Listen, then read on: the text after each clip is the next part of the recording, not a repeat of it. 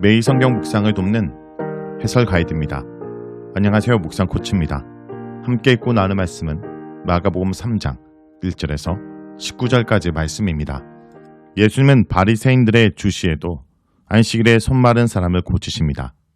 적대감이 커짐과 동시에 예수님께서 하신 큰일을 듣고 더 많은 사람들이 몰려옵니다. 한편 예수님께서는 12제자를 세워 하나님 나라 사역을 함께 감당하게 하십니다. 1절에서 6절을 보겠습니다. 1절에서 6절은 안식일의 치유입니다. 마가복음 2장 1절에서 시작된 적대자들의 예수님께 대한 적재적 분위기는 그 긴장이 점차 고조되어 왔습니다. 본단락에서는 예수님을 고발하는 그들의 의도가 언급되면서 더욱 고조되고 마침내 예수님을 없애려는 그들의 모의에 이르러 그 절정에 도달합니다.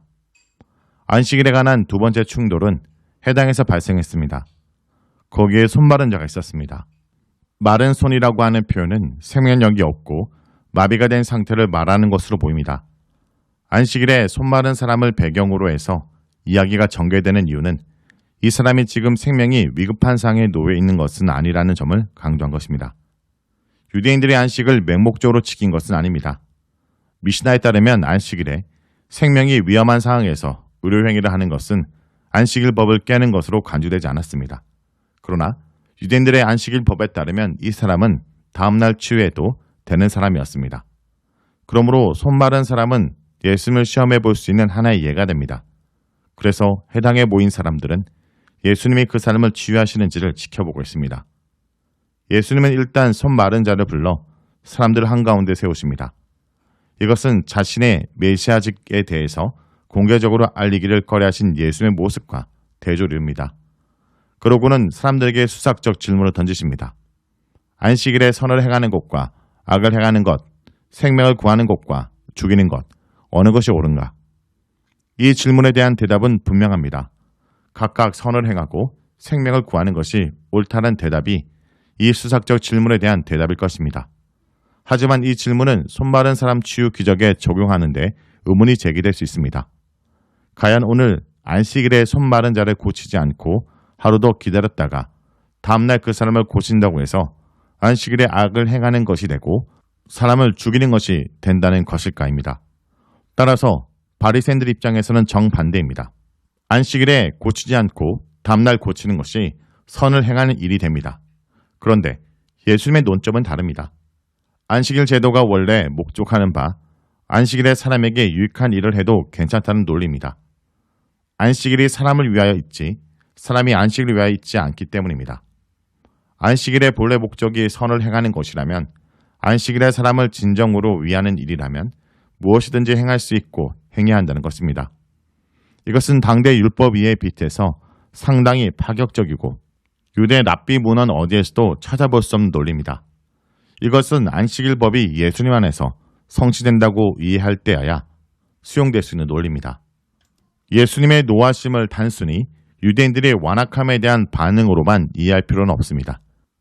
도리어 이것은 그들을 율법의 규정으로부터 자유케 하기 위해서 하나님 나라를 이 땅 가운데 가져오신 자신의 사역에 대한 무죄를 보고 화를 내신 것으로 볼 수 있습니다. 예수님이 손 마른 자를 치유하시자 바리새인들은 나가서 헤롯 당원들과 함께 예수님을 죽이는 것에 대해 모의합니다.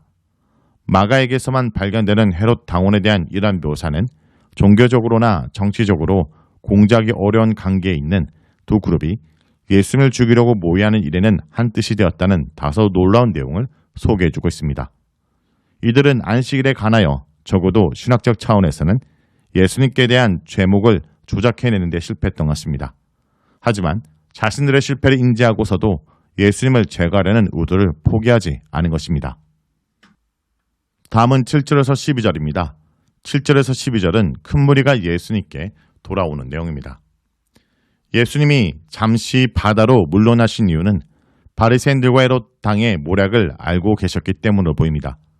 마가복음은 이곳에서 갈릴리 주변에서 행하신 예수님의 치유 사역에 대해 진술하고 있습니다. 예수님께서는 바다로 물러가셨지만 갈릴리로부터 큰 무리가 쫓아왔습니다. 그에 대한 소문을 듣고 예수님을 따르는 무리는 단지 예수님의 실제적 사역 무대였던 갈릴리 출신들만은 아니었습니다. 큰 무리 중에는 남쪽의 유대와 예루살렘로부터 온 자들도 있었는데 이들은 아마도 세례 요한의 선포의 영향을 받은 것 같습니다. 또한 요단강 건너편으로부터 예수님께 나온 자들도 있었는데 이들은 이두메와 베레아를 언급한 것으로 보입니다. 또한 갈릴리 북서쪽에 위치한 두로와 시돈으로부터 무리가 따랐다고 하는 것은 그의 사역의 영향력이 얼마나 컸는지를 단적으로 보여줍니다. 따라서 문자적으로 구약 성경이 말하는 거룩한 땅이 모두 메시아의 오심에 대해서 반응하고 있는 것입니다. 마가복음의 이러한 묘사는 예수님을 통해서 하나님 나라가 이 땅에 임했을 때 그의 백성들과 온 세상이 반응하는 모습을 반영하는 것 같습니다. 이 같은 사람들의 호응은 앞서 등장한 바리새인 및 서기관들의 반대와 좋은 대조를 이루고 있습니다. 예수님께 나왔던 사람들이 얼마나 많았던지 예수님께서 자신을 위해서 작은 배를 한 척 마련하라고 말씀하십니다. 마가복음 4장에서도 이와 유사한 사항이 전개되는데 그곳에서 배는 예수님의 가르침을 전하는 장소 역할을 하고 있습니다. 그러나 이곳에서 배가 언급된 것은 많은 사람들이 몰려와 치유를 기대하고 예수님을 만지려 했기 때문입니다. 이로 인해 예수님은 수많은 인파로부터 어느 정도 거리를 유지하려고 배를 준비하려고 하신 것으로 보입니다. 여기에는 예수님의 정체를 알아차리는 귀신들에 대한 보도가 등장합니다.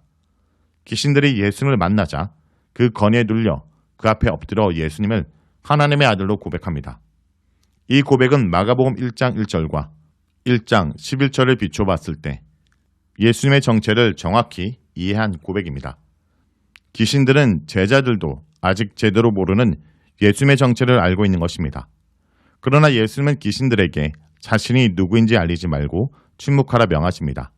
이것은 마가복음에 빈번하게 등장하는 메시아 비밀이라는 주제입니다. 다음은 13절에서 19절입니다. 13절에서 19절은 12를 부르시는 예수님에 대한 내용입니다. 예수님은 이제 본격적으로 시작될 갈릴리 후기 사역을 위해서 사람들 가운데 12를 세우십니다.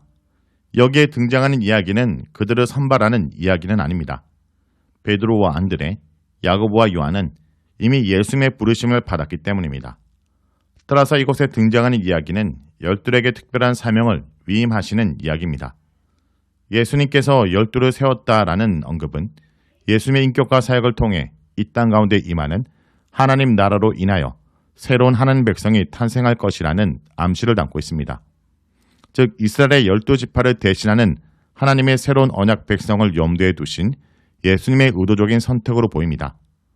마가복음은 예수님이 12를 세우시는 구체적 목적도 분명하게 기술하는데 그것은 두 가지로 대변됩니다. 첫째는 예수님과 함께함입니다.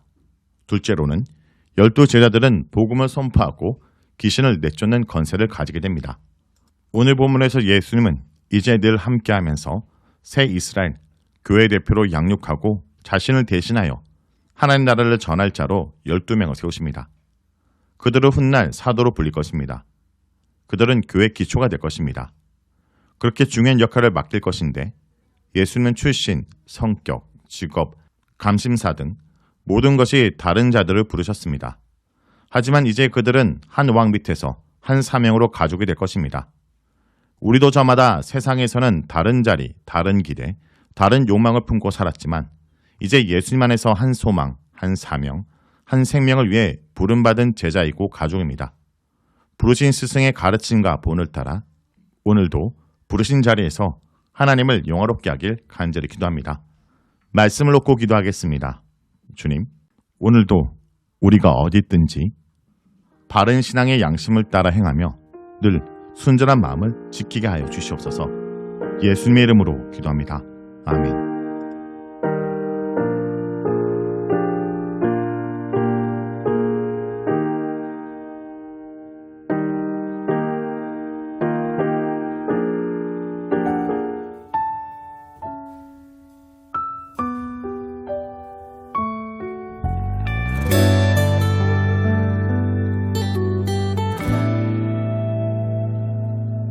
주 말씀 내 삶 비출 때 감사하게 하소서. 내게 주신